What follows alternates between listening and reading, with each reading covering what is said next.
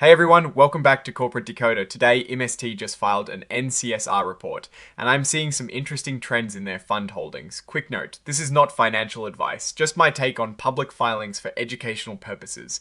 This report gives us a peek into how their international and emerging markets funds are performing and what they own. Let's dive into what this means for investors. So what we have here is a filing from investment managers Ceres Trust, which is like a parent company for different investment funds. The report we are looking at is for the Vaughan Nelson funds, specifically the Vaughan Nelson International Fund and the Vaughan Nelson Emerging Markets Fund. Think of these as two different investment baskets that professional money managers at Vaughan Nelson pick stocks for. This report is a snapshot of how these funds were doing on the 30th of April 2026. It is like a progress report for anyone who put their money into these funds. They use simple English to explain what is going on, which is great for us. First off, let's look at the size of these funds. For the International Fund, the total net assets were about $53.5 million. The Emerging Markets Fund was a bit larger with around $63.6 million in net assets.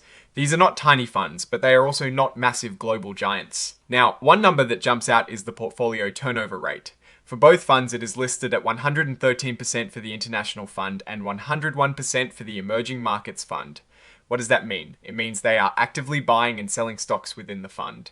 A high turnover rate can mean the managers are trying to quickly react to market changes, but it can also lead to higher trading costs, which eat into investor returns.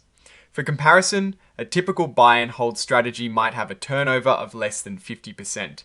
This tells us these managers are quite active. Let's see what they are investing in. For the International Fund, the top holdings include big names like Siemens AG, Shopify Incorporated, and Komatsu Limited.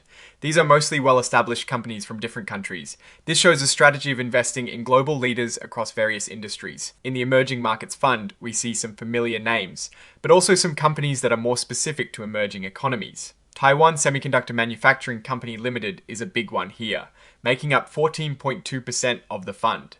Alibaba Group Holding Limited is also a significant holding at 10.3%. This fund is heavily concentrated in technology and large emerging market players. The report also touches on something called market disruptions and geopolitical risks. Basically, it says that big global events like wars, pandemics, or economic instability can seriously impact the fund's performance. They mention that things like embargoes, political actions, and supply chain problems can hit their investments hard. This is a standard disclosure, but it is a good reminder that investing in international markets comes with these extra layers of risk that we don't always face with domestic investments. Now, let's dive deeper into the financial statements, specifically for the Vaughan Nelson Emerging Markets Fund. This is where the rubber meets the road. We can see exactly what they own, for example. In Argentina, they have YPF-SA, which they list as an American depository receipt.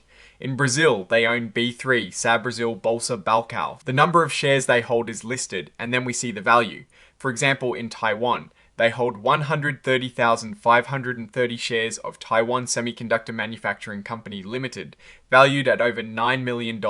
This is a substantial investment. Looking at the breakdown, common stocks make up 95.4% of this fund. Short-term investments are a small 1.0%. The total investments are valued at over $61 million.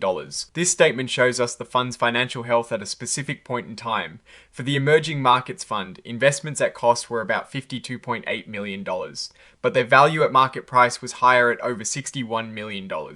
This is usually a good sign, meaning their investments have grown in value. Total assets for this fund were over $63.8 million. Their liabilities are quite low, just over $171,000. This means the fund has a very healthy net asset value of over $63.6 million. This statement shows us how the fund made or lost money over the 6 months leading up to the 30th of April, 2026. They earned about $761,000 in investment income, mostly from dividends. After all their operating expenses, which include things like advisory fees and administration fees, they ended up with about $312,000 in net expenses. The big story here is the gains and losses from their investments. They had a net realized gain of over $13 million, but also a net change in unrealized depreciation of over $5 million. This means that while they sold some investments for a good profit, the value of other investments went down. Overall, due to all these activities, the net increase in net assets from operations for the Emerging Markets Fund was about $8.5 million. These are the per share performance numbers. For the institutional class of the Emerging Markets Fund, the net asset value per S-Share at the start of the period was $14.9, and it ended up at $15.48. That is a decent increase. Their total return for this 6-month period was about 15%. This means if you had invested $1,000, your investment would have grown by about $150. The ratio of expenses to average net assets is pretty important. After fees were waived or absorbed, the expenses were about 1.03%. This is the cost of managing the fund, and since it is after waivers, it is a good indicator of the ongoing expense. Now let's look at the international fund's financials. For the international fund, common stocks make up a huge 99.2% of the portfolio. Their total common stocks are valued at over $53 million. This fund is highly concentrated in stocks. For the international fund, total assets were over $54 million, and their liabilities were about $1.18 million. This gives them a net asset value of close to $53.5 million. Looking at the operations for the international fund, they earned about $551,000 in investment income. Their net expenses after waivers were about $202,000. They had a net realized gain of over $8 million, but an unrealized depreciation of about $1.6 million.